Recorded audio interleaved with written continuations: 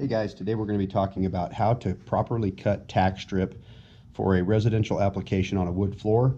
We're going to talk about the tools that you should be using and the tools that you should avoid using.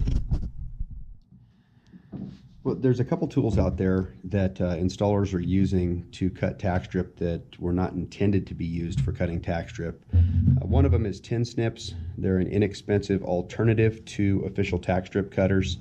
I see a lot of guys using these because you can get them for under $10, where a good pair of tack strip cutters is going to cost you around $40 or more. However, you're going to go through a lot of these. They're meant to cut metal, not wood, so the blade does get pretty dull over a short period of time. Another thing that they're using, and I don't have one, is a hatchet. A hatchet is similar to a hammer. It's got an axe on one end, hammer on the other end.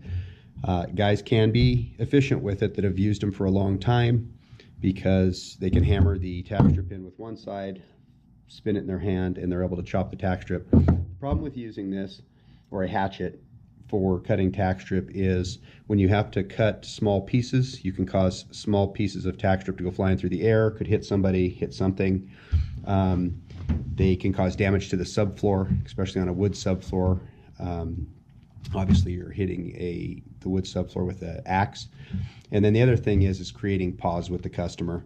For the most part, we're going into customers' homes that we've never met before, introducing ourselves to them for the first time, going into their home and swinging a hatchet is not something that most customers feel comfortable with.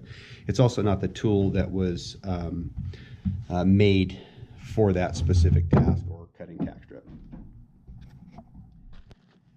Okay, the tool that should be used for cutting tack strip is an actual pair of tack strip cutters. The intended use for this tool is to cut tack strip and cut tack strip only. Some features with this are you can replace the blades, so these are replaceable. It has a screw on the end here for adjustment. This stops the handle, controlling the depth at which the blades will cut the tack strips. You can adjust that based on what tack strip you're cutting. And also it's got a spot here for your fingers. Cutting tack strip for a length of time, holding these in the air and squeezing them can help cause fatigue on your forearm, in your elbow, your hand. This space here allows you to leave it on the floor. Simply push down and cut the tack strip. Nothing goes flying anywhere. You get a nice clean edge cut. So tack strip cutters are the tool that should be used when cutting tack strip. Quick recap. Hatchets, we're not going to use those. We're going to save those for chopping wood. Tin snips, we're going to save those for cutting our metal, our flat bar, our gripper metal. Get yourself a pair of tack strip cutters.